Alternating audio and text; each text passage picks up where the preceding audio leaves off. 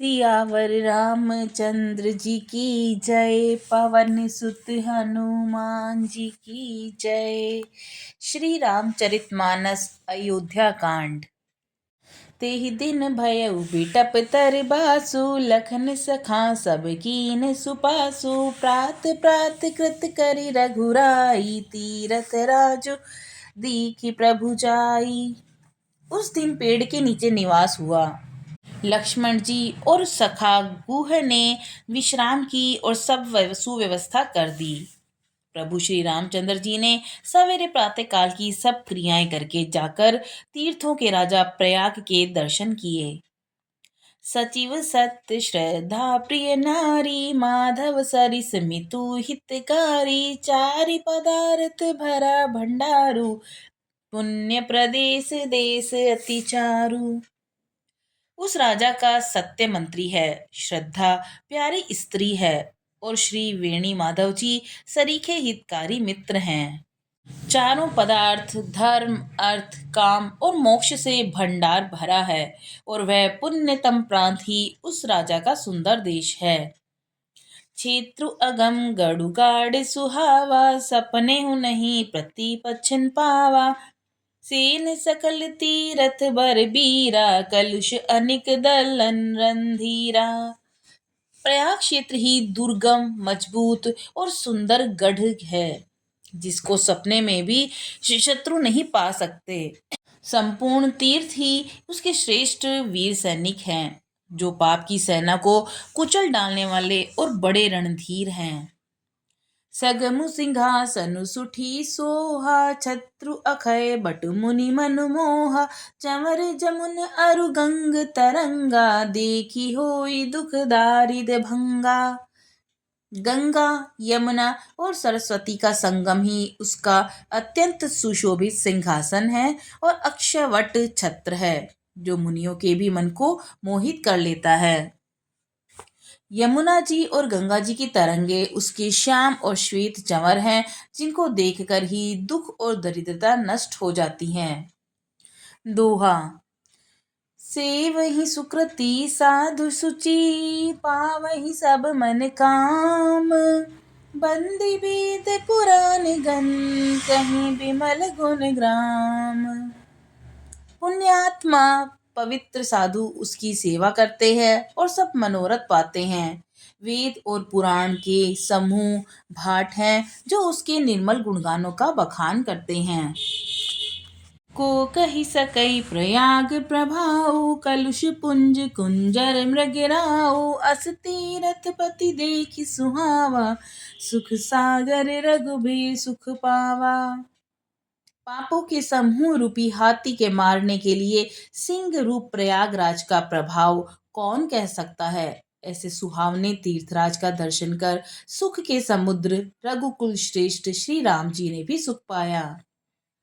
कहिसिए लखनई सखई सुनाई। श्री मुख तीरथ राज बढ़ाई। करि प्रणाम देखत बन बागा। कहत महात्म अति अनुरागा। उन्होंने अपने श्रीमुख से सीता जी लक्ष्मण जी और सखा गुह को तीर्थराज की महिमा कहकर सुनाई।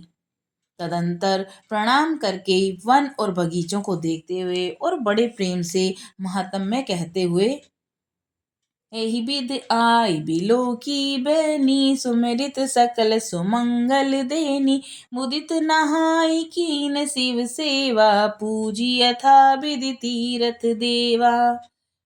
इस प्रकार श्री राम ने आकर त्रिवेणी का दर्शन किया जो स्मरण करने से ही सब सुंदर मंगलों को देने वाली है। फिर आनंद पूर्वक स्नान करके शिव जी की सेवा की और विधि पूर्वक तीर्थ देवताओं का पूजन किया। तब प्रभु भरद्वाज पहियाए। करत दंडवत मुनि उर लाए। मुनि मन मोद न कछु कही जाए। ब्रह्मानंद राशि जनु पाई। स्नान पूजन आदि सब करके तब प्रभु श्री राम जी भारद्वाज जी के पास आए। उन्हें दंडवत करते हुए ही मुनि ने हृदय से लगा लिया। मुनि के मन का आनंद कुछ कहा नहीं जाता, मानो उन्हें ब्रह्मानंद की राशि मिल गई हो। दोहा। दीन असीस मुनीस उर अति आनंदु अस जानी, लोचन गोचर सुकृत फल मनहु किए विधियानी।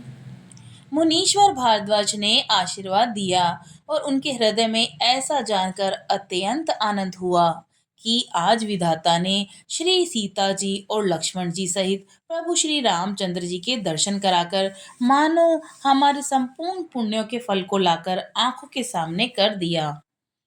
कुशल प्रसन्न करियासन दीना, पूजी प्रेम परिपूरन कीना, कंद मूल फल अंकुर नीके, दिए आने मुनि मनहु अमी के। कुशल पूछकर मुनिराज ने उनको आसन दिए और प्रेम सहित पूजन करके उन्हें संतुष्ट कर दिया। फिर मानो अमृत के ही बने हों ऐसे अच्छे अच्छे कंद मूल फल और अंकुर ला कर दिए। सिय लखन जन सहित सुहाए, अति रुचि रामूल फल खाए, भय विगत श्रम राम सुखारे, भारद्वाज मृदु बचन उचारे। सीता जी, लक्ष्मण जी और सेवक घूय सहित श्री रामचंद्र जी ने उन सुंदर मूल फलों को बड़ी रुचि के साथ खाया। थकावट दूर होने से श्री रामचंद्र जी सुखी हो गए। तब भारद्वाज जी ने उन्हें कोमल वचन कहे। आज सुफल तपु तीरथ त्यागु, आज सुफल जब जोग विरागु, सफल सकल शुभ साधन साजु, राम तुम ही अवलोकत आजू। हे राम, आपका दर्शन करते ही आज मेरा तप तीर्थ सेवन और त्याग सफल हो गया। आज मेरा जप योग और वैराग्य सफल हो गया और आज मेरे संपूर्ण शुभ साधनों का समुदाय भी सफल हो गया। लाभ अवधि अवधि न दूजी, तुम्हारे दरस आस सब पूजी, अब करी कृपा देहु बरेहु, निज पद सरसिज सहज सनेहु। लाभ की सीमा और सुख की सीमा प्रभु के दर्शन को छोड़कर दूसरी कुछ भी नहीं है। आपके दर्शन से मेरी सब आशाएं पूर्ण हो गईं और अब कृपा करके यह वरदान दीजिए कि आपके चरण कमलों में मेरा स्वाभाविक प्रेम हो। दोहा।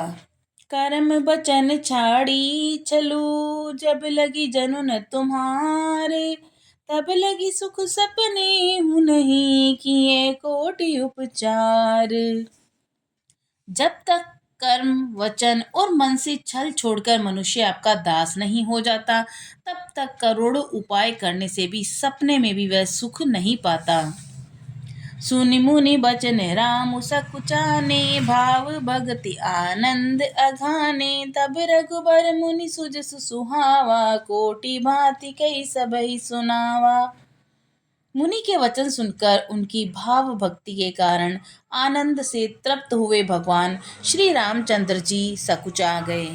तब श्री रामचंद्र जी ने भारद्वाज मुनि का सुंदर सुयश करोड़ों अनेक प्रकार से कहकर सबको सुनाया। सो बड़ सो सब गुण गन गेहू, जेहि मुनीस तुम आदर देहु, मुनि रघुबीर परस पर नवहि, बचन अगोचर सुखो अनुभवहि।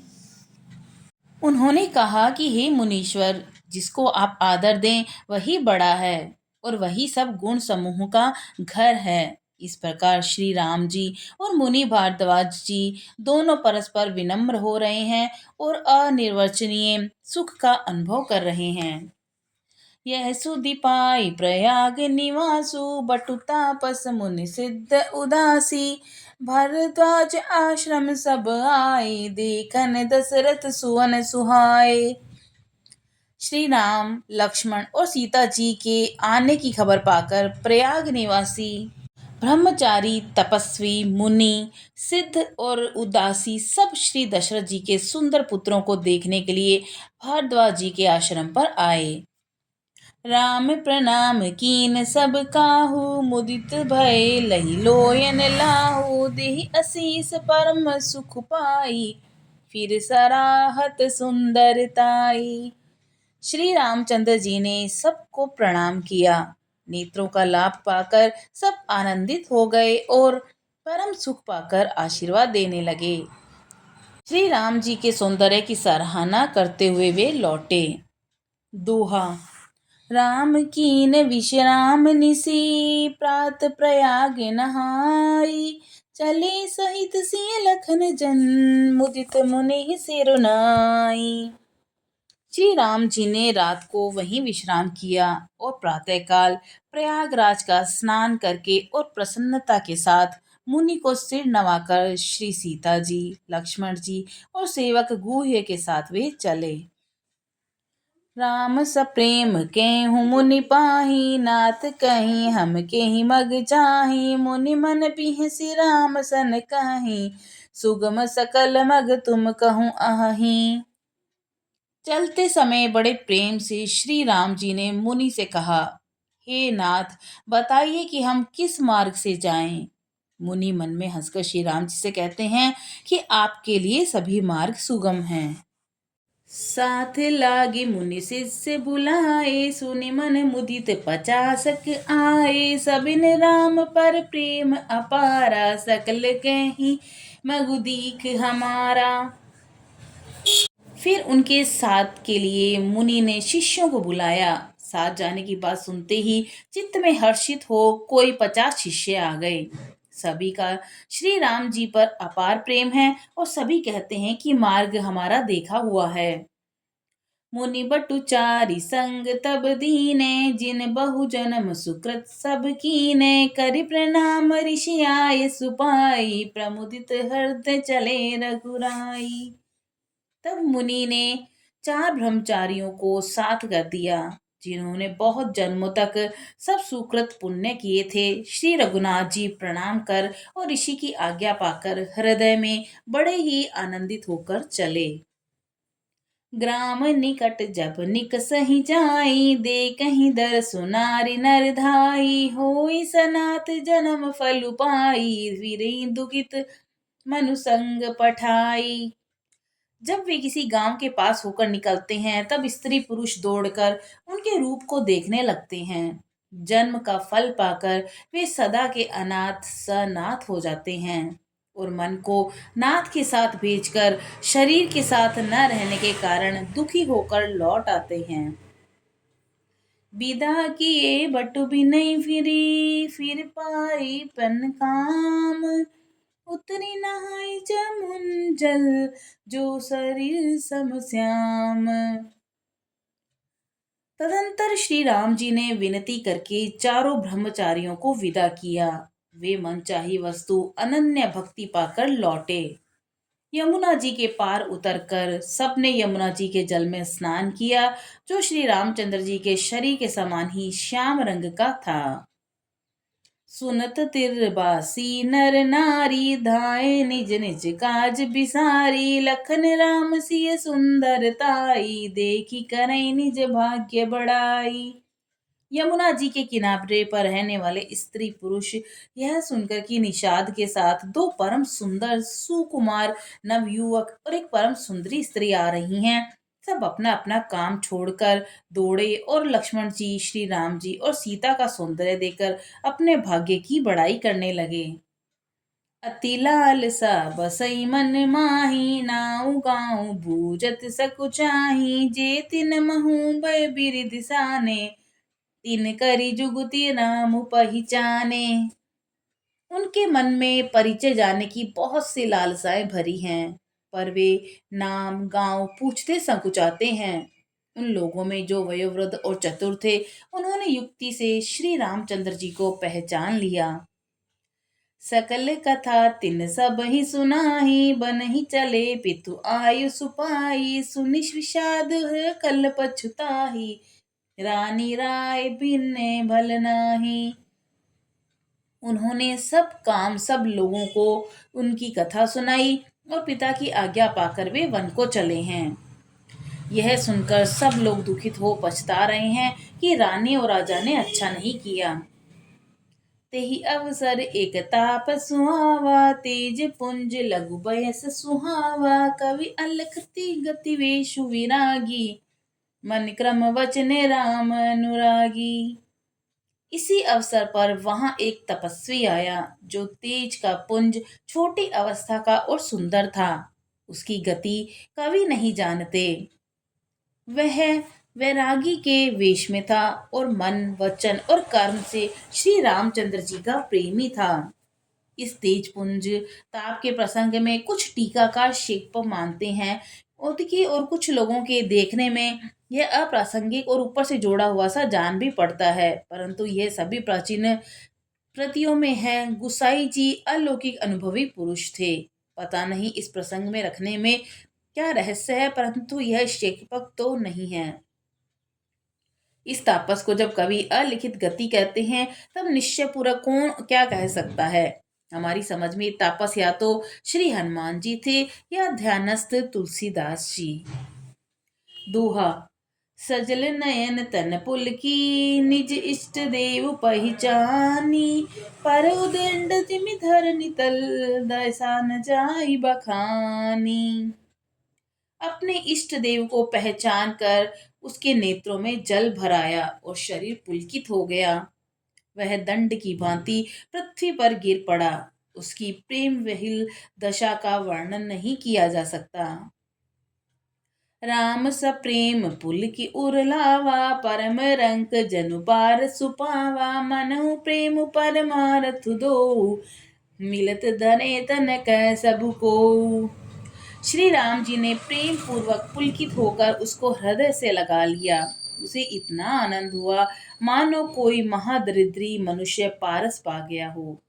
सब कोई देखने वाले कहने लगे कि मानो प्रेम और परमार्थ दोनों शरीर धारण करके मिल रहे हैं।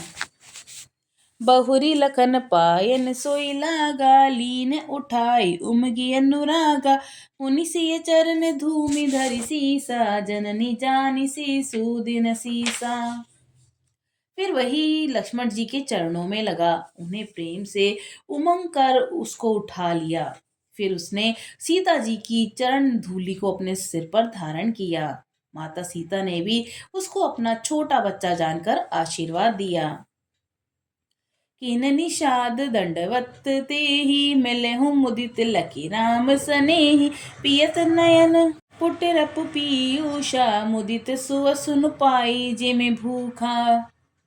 फिर निषाद राज ने उसको दंडवत की। श्री रामचंद्र जी का प्रेमी जानकर वह उस निशा से आनंदित होकर मिला। वह तपस्वी अपने नेत्र रूपी दोनों से श्री राम जी का सौंदर्य सुधा का पान करने लगा और ऐसा आनंदित हुआ जैसे कोई भूखा आदमी सुंदर भोजन पाकर आनंदित होता है। ते पितु मातु कहु सखी कैसे, जिन पठै बन बालक ऐसे। राम लखन सिय रपु निहारी, होई सनय बिकल नर नारी। इधर गांव की स्त्रियां कह रही हैं कि हे सखी, कहो तो वे माता पिता कैसे हैं जिन्होंने ऐसे सुंदर सुकुमार बालकों को वन में भेज दिया। श्री राम जी, लक्ष्मण जी और सीता जी के रूप को देखकर सब स्त्री पुरुष स्नेह से व्याकुल हो जाते हैं। तब रघुबीर अनेक विधि, सखै सिखावनु दीन। राम रजाय सुसीस धरी, भवन गवन तै कीन। तब श्री रामचंद्र जी ने सखा गुह्य को अनेकों तरह से घर लौट जाने के लिए समझाया। श्री रामचंद्र जी की आज्ञा को सिर पर चढ़ाकर उसने अपने घर को गमन किया।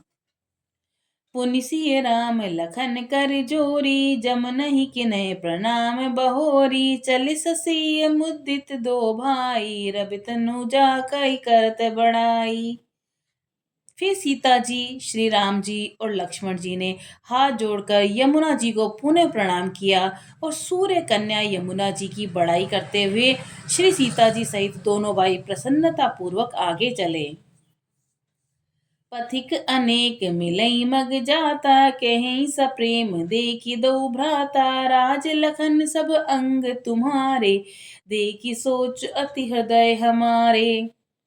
रास्ते में जाते हुए उन्होंने अनेकों यात्री मिलते हैं। वे दोनों भाइयों को देखकर उनसे प्रेम पूर्वक कहते हैं कि तुम्हारे सब अंगों में राज चिन्ह देकर हमारे हृदय में बड़ा सोच होता है। मार्ग चले उपाध्य ही पाए, ज्योतिष झूठ हमारे भाए। अगम पंतु करि कानन भारी, तिहि साथ नारी सुकुमारी। ऐसे राज चिन्हों के होते हुए भी तुम लोग रास्ते में पैदल ही चल रहे हो। इससे हमारी समझ में आता है कि ज्योतिष शास्त्र झूठा ही है। भारी जंगल और बड़े बड़े पहाड़ों का दुर्गम रास्ता है, जिस पर तुम्हारे साथ सुकुमारी स्त्री भी है। करिकेहरी बन जाई न जाओई, हम संग चलें जो आए सो होई, जाब जहाँ लगी तह पहुँचाई, फिर बहोरी तुम्हें सिरुनाई। हाथी और सिंहों से भरा ये भयानक वन देखा तक नहीं जाता। यदि आज्ञा हो तो हम साथ चलें। आप जहां तक जाएंगे वहां तक पहुंचाकर फिर आपको प्रणाम करके हम लौट आएंगे। यही विद पूछ ही प्रेम बस, पुलक गात जलुनेन, कृपा सिंधु फेर ही तिन्हें, कही बिनित मृदुबेन। इस प्रकार वे यात्री प्रेमवश पुलकित शरीर हो और नेत्रों में जल भरकर पूछते हैं, किंतु कृपा के समुद्र श्री रामचंद्र जी कोमल विनय युक्त वचन कहकर उन्हें लौटा देते हैं। सियावर रामचंद्र जी की जय, पवन सुत हनुमान जी की जय।